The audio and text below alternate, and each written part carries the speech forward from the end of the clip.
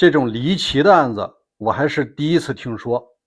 这种事儿如果发生在美国的话，结局是完全不一样的，小七的人生也不可能被改写。大家好，我是大卫，美西时间8月10号。今天呢，给大家聊一个离奇的案子。如果你家里有女孩和男孩，都要听好了。有一种人呢，你是千万不能建立联系，尤其不能谈恋爱。因为这种人呢，他要么得到你，得不到，他就可能要使坏，毁了这孩子的人生。我是看国内的搜狐新闻，有一个案子现在又在热议了。这个事儿发生在2022年的4月份的江西南昌，有一个大学，名字我也不知道是哪个大学，也可能是财大，也可能是南昌大学，不重要。重要的是有一位读大二的学生啊，他叫做小齐。他呢，心灵手巧，在上大学的同时学会了修手机了，也就是在自己的宿舍里面，你谁坏了，同学们找他，他收一点手工费，是不是挺好的啊？但有一天啊，他发现有一位女同学修手机，一来二去啊，这位女同学看上他了，看上他以后就给他展开了疯狂的追求，给他发了很多那种挑逗的信息，就希望能够给他建立那个亲密关系。当然要不说这个孩子18、19岁啊，没什么人生经验，你这种主动太送上门来的事儿呢，他未必是好事儿。结果啊，有一天这位女同学又来找这小齐了，说这手机又坏了，你又帮我修一回吧。修完了以后啊，这俩人啊就到了这男生宿舍，哎，展开了各方面的挑逗之后，这位小齐上钩了，两个人在他们宿舍里发生了那个年轻人冲动的亲密关系。这里面有一个细节是什么呢？可能是这位女同学的技巧她比较丰富，直接把这小齐啊吓着了，没见过世面，惊呆了。有一句他就说了：“我现在我累了，我弄不了了，这个明天起来再说吧。”但是这位女同学啊不依不饶，强行采取那种女上位，满足了自己的欲望。这事儿按说也过去了，对吧？关键是隔天啊，这位女同学又来找着小齐了，说咱们应该建立那个男女朋友关系。但是小齐发现你不是我要的那个类型啊，虽然说发生过那个横的关系，但是不代表咱们就是男女关系，所以他对于回应啊是唯唯诺诺。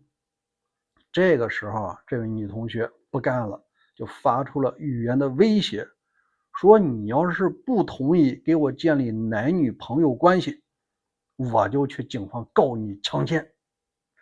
这小七没见过这种世面啊，他以为这只是说说玩玩，对不对？因为上大学的学生如果摊上这官司，这辈子基本上就毁了。一会儿我再告诉你啊，这种案底有多么严重，尤其是对于大学生。他没放在心上，没想到这位女同学啊恼羞成怒，还真报警了。警察来了以后直接抓人，后来啊法院一审判了6年徒刑，二审啊判3缓3。那二审为什么判了3年缓了3年啊？是因为这个小齐啊，现在的年轻人他有一个习惯，就是搞那个亲密动作的时候，有可能录点那个视频，也有的录音。有一段录音啊，就证明了双方发生这个亲密关系的时候，是女方挑逗的，然后女方采取了各种姿势，惊到了这位男同学，最后他强行用女上位满足了自己的要求。这位男同学说中间我累了，我不想搞了。这就说明什么呀？你们之间当时没有存在违背妇女意志，不存在那个强奸的要件啊。所以说啊，这件事儿算是没让他进监牢，实质上他在看守所待了1年多。那我们来看看，他已经摊上这个案底了，对他的人生造成了多大的影响。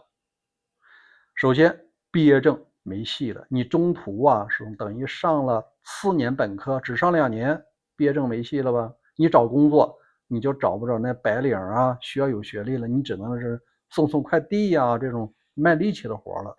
你看职业生涯受到影响了吗？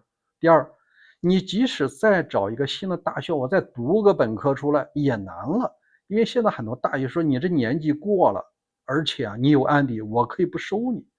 所以说学历这个他自己等于是卡掉了。第二，即使说他接下来送快递送什么开滴滴这些事儿他都有一个叫背景调查，或者说是职业资格。你以后再干什么建筑师、会计师、律师医生、护士，这些所有需要考执照的都有背景调查，你都过不了了。你看职业的选择性受到极大的影响了。第三，即使是说他送快递、买房子、买车了，也娶了老婆了，他会影响自己孩子，因为按照国内的规则如果你的孩子想考公考编，或者是担任一些重要的职位，他有一个政审。你看你爸是有这个强奸经历，也会影响他的2代，有的地方可能直接影响到他的3代。你在这儿插一个故事说有一个孙子把他爷爷举报了，说我爷爷干了什么什么坏事儿，最后把他爷爷给这个收监了好像盗窃什么的。那问题是这位小孩子说，你看我把我爷爷举报了，我是不是可以以后当警察呢？警察说不行了，因为按照现在的法律，你举报了你爷爷，你爷爷有案底了，你就当不了警察了。说这话的意思是什么呢？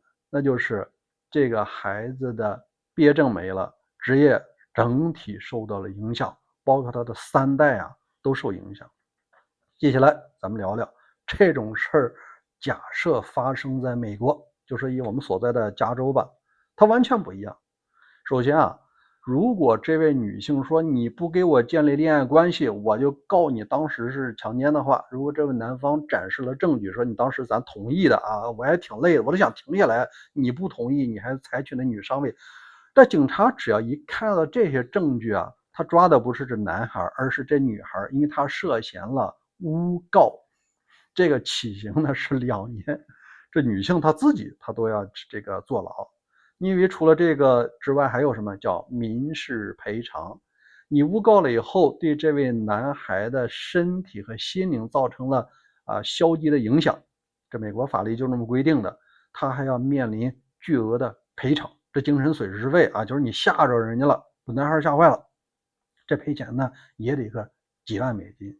所以这种事儿我感觉这位小伙子的人生被毁掉是极其可惜的。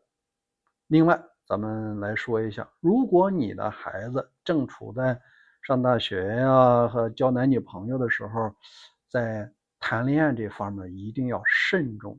有一种人呢，你就不能走得太近了，就这种人呢，就采取这种勒索的形式，你不给他建立这关系他就把你人生毁掉了。